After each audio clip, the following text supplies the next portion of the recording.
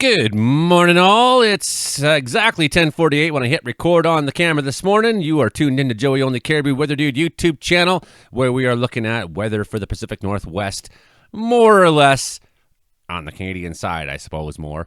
Here in Wells, British Columbia, 3,935 feet above sea level, where I have resided now for the last 15 years of my life.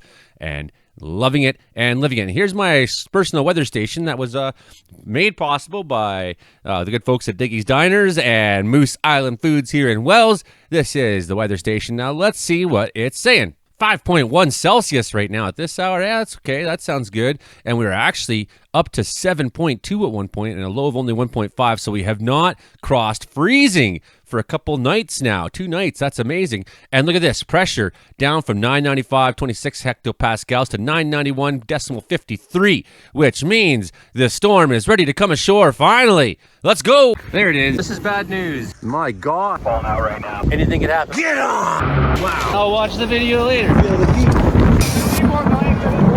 Ain't dry mopping this. So as a recap here, the last bunch of days, here's our low pressure system setting off the North Pacific coast. And what happened was there was 2 of them. They were blocked by a high. This cutoff low down here managed to finally squeeze that high out, and it fed up into this other one up here. The 2 of them joined together. The centrifugal motion of the 2 coming together, which is called the Fujiwara effect.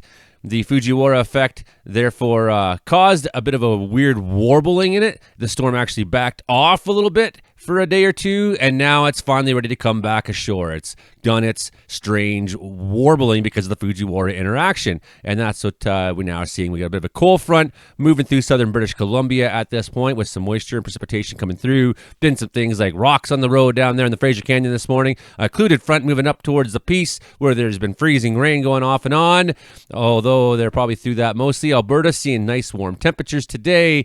They're getting a bit of a warm up there this last couple of days. That's what's been going on. Is these large low pressure systems. They move counterclockwise in the north hemisphere. They bring air up from the south. Right now we've had record breaking temperatures going on in places like Portland yesterday. So there's warmth down there, even if us in British Columbia aren't seeing it, and we will not be seeing much of it. So I was mentioning last episode why I was talking so much about this Fujiwara interaction, the coming together of the 2 cyclones, the hurricane down there, Hurricane Christy, that was going on, was because I knew it was going to mess with things enough that it made it hard for us to make exact specific predictions. And we saw this overnight on Friday night when the strong winds, I was in favor of expanding the warning into Metro Vancouver for the wind warning, but they really didn't get it. So I guess in the end, the original Environment Canada take on, well, let's not warn Metro Vancouver, ended up being correct. They waffled on it, and these things are hard to predict. And this is partly because of the way the storm had kind of warbled off, and it just behaved a little bit differently. And now we got the jet stream bending because of this interaction. And it will help bring the next storm in quickly, although it should set us up for, relatively speaking, a break in BC after this next storm that comes midweek. I mean, I'm not saying this break means great weather necessarily and warmth and sunny skies, no, but the non-stop pounding of these Pacific lows into the province, that should subside finally, and I'll show you why after we talk about the warnings. Right now, there's actually a smoke advisory, an air quality advisory in Cranbrook. So have a look at it on firm satellite hotspot detection, and you can see there's some hotspots down there. I am suggesting to you that those hotspots are not wildfires per se, but those are blocks being burnt. So it's some burning going on in the blocks. We got brush piles and some crews are out there lighting them up with the drip torch, and that smoke, unfortunately, venting is not good, and that smoke is rolling down into Cranbrook, and people in Cranbrook are complaining about how smoky it is right now, as I've seen on Interior Weather and Wilderness Watchers. That's the Facebook group I run. This project I started over 10 years ago. We got 39,500 members today, and we got great moderators who are from a wide variety of expertise. That includes my good friend meteorologist Mark, Juna. It includes Bob from Search and Rescue. It includes Angelique, the geologist. I mean, we have a really good team of people here between here and Meteorological Report. And so I've been doing this for 10 years now, and all of us make each other better because of it. Check out Ingalls WX. That's meteorologist Mark's own blog. We're all in support of each other here. A constant guest on the show. He's the one that uploads our podcast to all the different podcasting stations like Spotify and Amazon and whatnot. So we work together, and it's really, really awesome having someone with different sets of skills than I have working with me. So what Mark has done is he's went out and he's connected my Wonderground maps here, my Wonderground weather station, with the CWOPS, which means soon my reporting will go to Windy. It'll go to National Oceanographic Aerospace Agency. So we're contributing to science here like we've been doing so often over the years. Contributing to science, that even includes being involved with the Northern Tornadoes Project. So we're all working together. That's the thing about weather, is we're all working together here. Where it should not be competitive. And it's particularly in Canada, where there's just not enough of us to be competitive to each other about, right? So we're all getting together here. That includes in Southern Alberta, pretty close to where Brandon Hauk lives, who's a part of our show as well. Strong winds may be expected in the afternoon. Winds will diminish this evening. Let's go have a look. Not Moosonee, but on the Quebec side, snow squall watch going on there today. And last vestiges of bad weather happening. Snowfall warning, 25 centimeters over the highlands today and Monday. So it's been garbage weather going on for a bunch of days out there in Sydney, Nova Scotia, where Frankie McDonald lives, who's also the star of our podcast, the Meteorological Report, the world-famous Frankie McDonald. So they've been getting some bad weather. They're the only other place in Canada that really had weather that could bad comparison to what we had going on here in BC. One of our favorite maps here again, the 500 millibar animation. And what we're going to see is real dipping in the jet stream. First, it's going to arc itself way up. So now we got it way up over the North Pacific. This high pressure will be really taking over. Do have that storm coming through on Wednesday, which should challenge us a little bit. Although, like this last one that's hit this weekend, I don't think it's a major event. What might be major is this crazy trough that's going across the United States. I could see why this would be a setup for tornadoes and things like that. That cold air coming down from the north and the warm flow of the Gulf together. As you can see, so we're really well on that jet stream north side for the next bunch of days coming into November, right? So temperatures are not going to warm up any better than they've been this weekend. We had a nice weekend, and that's because of the upper level lows sending the southerlies into us. And we may temporarily experience a bit of that when the next one comes through on Wednesday. But here's the catch, right? So what you got to look at is, and we'll just go right to the last image here. Look at this last image, how this jet stream is now really bent up. It's got this really deep troughing down in the United States, all the way into Mexico, right? You can see why the cold funneling down and the warm up here could definitely have a situation where a tornado outbreak is likely possible in the United States. So we're coming into the second tornado season there. You can see how our high pressure here, very solid, very entrenched, and our jet stream being very far to the north. And I think this is why we're going to see a change in storm track for at least a little while. And this change in storm track will result in more storms hitting into the Aleutians and into Alaska, I think, for a short while at least after, until this sort of transitions back to more of a normal flow. Down here, this is interesting down in Cuba. We were looking at maybe around 4th, 5th, 6th of November seeing a hurricane potentially develop in the Gulf. Signs are there for it. So we're still waiting to see if that's going to transpire or not. You know, we're not going to be too alarmist about it, but I think there's a really good chance that we still see 1, 2, or 3 more hurricanes this season down there. I don't think the problem has been solved yet, which means there's a chance for more of them to happen. So without making too many wild guesses here, so here we are on Sunday, October 27th. The high pressure dominating much of the United States, a lot of Canada. Been pretty nice through most of the continent.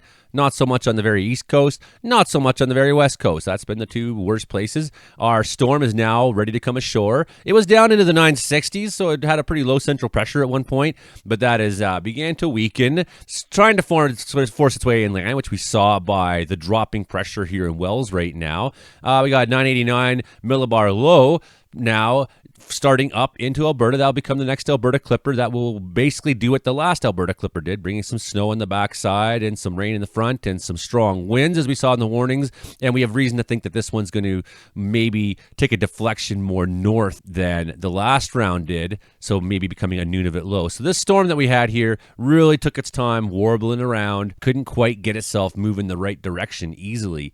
But we see how that high pressure is really establishing itself into the north. Clockwise motion will help steer this next storm kind of into BC, which comes well in time for Tuesday night, maybe Wednesday morning, starting to touch Haida Gwaii with some of those strong winds again, dropping down low 970s, not quite as powerful as the last storm, 983. No, it does have a pretty good tail behind it. I think this one has some atmospheric river characteristics. Yeah, it does, but I don't think that we're talking mostly beneficial. Once again, this is kind of what we want in the rainforesty West Coast. We want large systems to come that aren't that strong, but provided some snow and rain inland. And I'm here to tell you what days you should maybe have an umbrella ready for, or maybe consider what days driving could be sketchy. Looks like Thursday could see a bit of snow inland, for example. So things to be aware of. Write down your notes this week. Wednesday, Thursday may see some crappier weather. But now look at the track of the storms coming after that. We're looking at November 1st. Looks like November is going to start. And of course, we take some precip from this. So that's why I say we're getting a bit of a break, because this low is tracking up into, well, El Nino territory. That's where our lows were going last winter. They were splitting and going there, or they're going down to California, or going concurrently to the same places together, right? So this low, we've got a bit of a pattern here where I think we're going to see things crash up into there, and that's going to break our weekend, strong storms hitting the coast. But again, we are taking some precip from this, and beneficial stuff, good stuff. We see that next series of lows just can't seem to get itself established southward. So now it's on the north side of the Aleutian Islands. This big guy, very powerful. We were expecting a very powerful storm to maybe develop in the next week out there. And it seems like there will be some chances for that to happen. But again, they're taking that track, it seems like, mostly into the Alaska Panhandle. So we'll be kind of watching. Now we're looking at the 7th. We're looking far out, so we're not going to make any guesses, right? But I think we get a bit of a break here in BC. Next weekend maybe won't have the absolute hell weather we've been having, particularly on the coast, as we've been having the last bunch of weekends consecutively. I mean, we still got some pretty good winds out there, even up along Vancouver Island coast. We're seeing some steady 18s and 20s and even 30s. So, breezy, but certainly, 36 and Haida Gwaii 32s. I mean, this is obviously a big improvement down at the very north end. At the very south end of Haida Gwaii, there's a personal station out there, maybe on a ship reading 54K. We got another ship reading a 72K gust, but that's right in this area of tight isobars. Here you can see that we have the alto cumulus more or less in behind, slamming in behind, right? So it's in here in some of these winds, some stronger winds out to sea still. But all in all, the wind story didn't fully materialize like it could have through that Gulf Islands, that strait. There was times where it got windy. Certainly saw some really big winds on south tip of Haida Gwaii and up the west coast of Vancouver Island, including a couple hundreds for sure were read in there. But I would say all in all, we got kind of lucky. And, we're getting to about 11 o'clock right now. We got temperatures like 11 and 12 and whatnot in Vernon. So we're still getting the benefit of that southerly coming up from the way that this low is counterclockwise spinning. I've been really trying to drive that into people's heads lately, because I want you to know what I know, or at least get to a point where we can say things a little simpler around here without having to really look at the mess of cloud in northern Alberta right now. It's quite cool looking, actually. I love skies like that. A little precipitation going on right now in the North Rockies, up the Highway 16 corridor. Sunshine starting to poke out here in Barkerville. A little bit of snow going on in the West Caribou. Got a fairly good line of what looks like quite a bit of snow going on, I would suspect, through Rogers Pass, Canyon Hot Springs. That all looks like snow to me. Even the precipitation depiction seems to be indicating so. So temperatures must be cold enough in some of these places that we're seeing a mix of rain and snow. A little bit of lightning even going on now. So that's kind of heading towards Argenta. That's north of New Denver, east of Highway 6, north of Kootenai Lake. That's coming through Slocan, Denver. You're going to be seeing this line passing over you, even if you're not getting the lightning that is going on near you. Nelson, your turn is coming sooner than later. By the time that this airs, you will probably have had your turn. Over on the coast now, lots of precipitation still going on. Black Creek, Courtney, and Lanceville, near Ladysmith and whatnot. So, but again, this has not been the story that we had last week. In fact, it's been mostly all beneficial stuff. We've been very, very happy to see. And Alberta still, despite all the cloud cover, nothing is really falling there yet. You've got to wait a little bit, and we'll probably see in the coming hours Alberta start to see some change. In northern Alberta, some snow falling, but that looks like Cold Lake area more or less. And and hey, in the Peace, South Peace, a little bit of snow falling there. We've had freezing rain possibilities. Looks like snow falling between the Grand Cache corridor to Grand Prairie, that highway that goes from there to there. Looks like you'll be running through some snow on that one. And of course, from Grand Cache to Fox Creek up to Valley View, Grand Prairie, blah blah blah. Okay, let's get into it. What's going to happen next? So Sunday, 11 a.m. Looks like nasty weather mostly for southern BC. There is a risk of freezing rain in places that may be only temporary, so that might be why there is no warnings necessarily given about it. It could be that you're just passing through on the highway and happen to come across some areas where some precipitation is actually doing that freezing rain thing instead of raining or snowing. So be wary of that, please, if you are driving in southern British Columbia, up through the Rockies, the Caribous, the Alberta Clipper, not taking its time to get moving this time. So it's maybe a day earlier in the pattern than it's been for the last little while. Last week, Monday, was more or less the Alberta Clipper day. But in behind it, still, it's going to be dragging that cold air down now from the north. So we're going to see temperatures start to drop. And this is going to be at nighttime when I click on the temperature here. So don't get too shocked by this.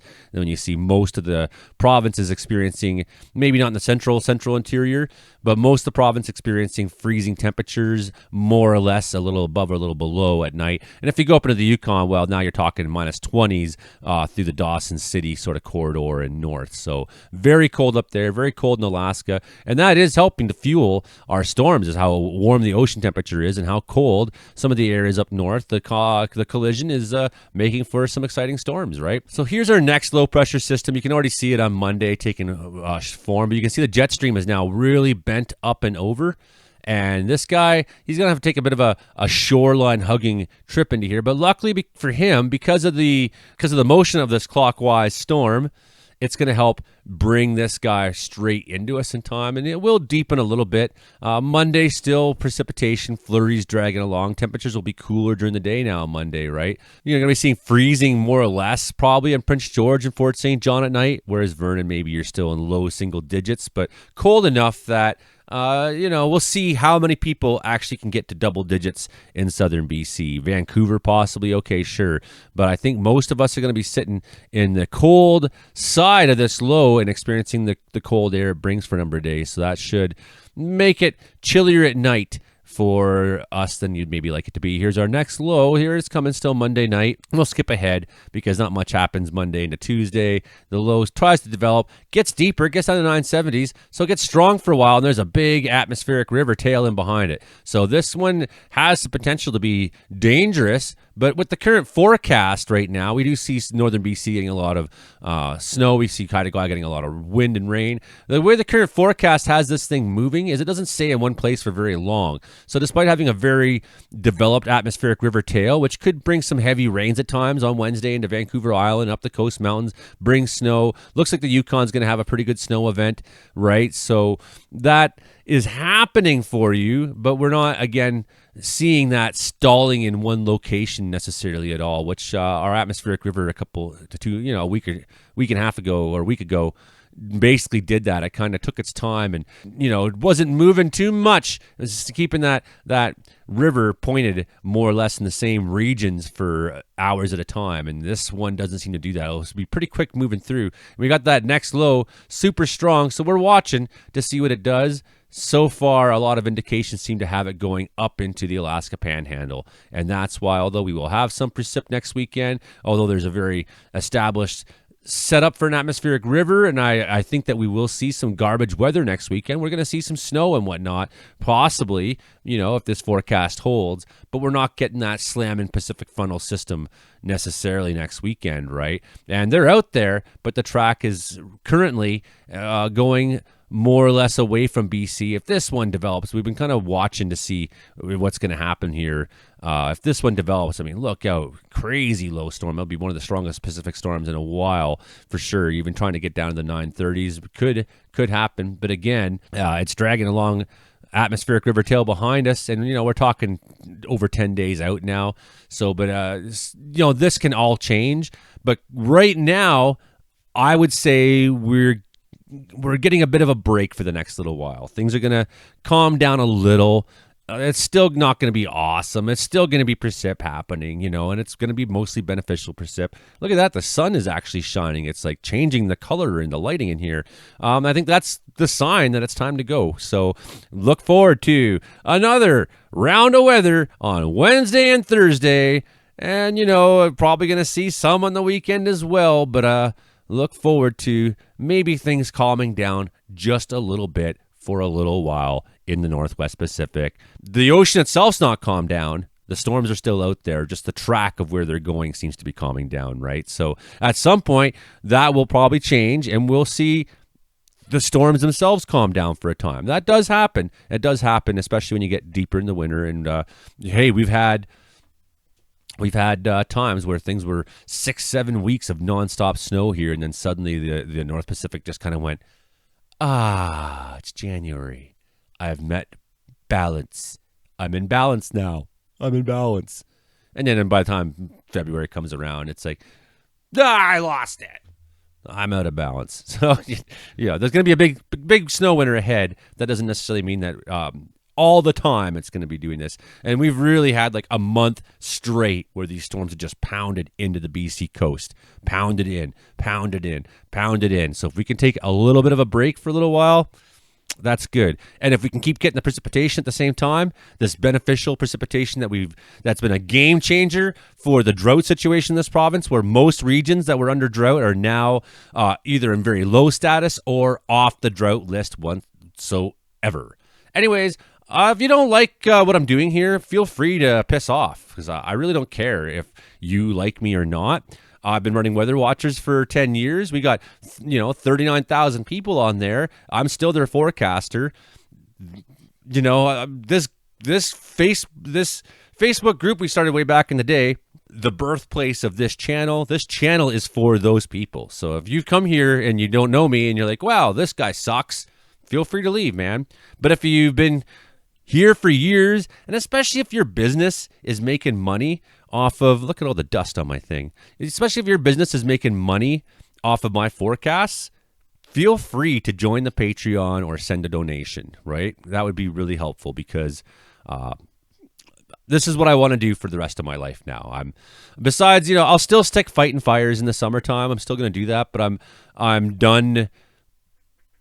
I'm done timber cruising in the winter. I'm done doing science work in the field. I'm done doing all the different kinds of jobs I've done over the years, from engineering to surveying and prospecting and geology. I'm done with all that. I really just want to sit here in the winter and give you nonstop forecasts, the best forecasts available in British Columbia on the internet. Okay, that's the show for this week. Thanks, everyone. See you next time.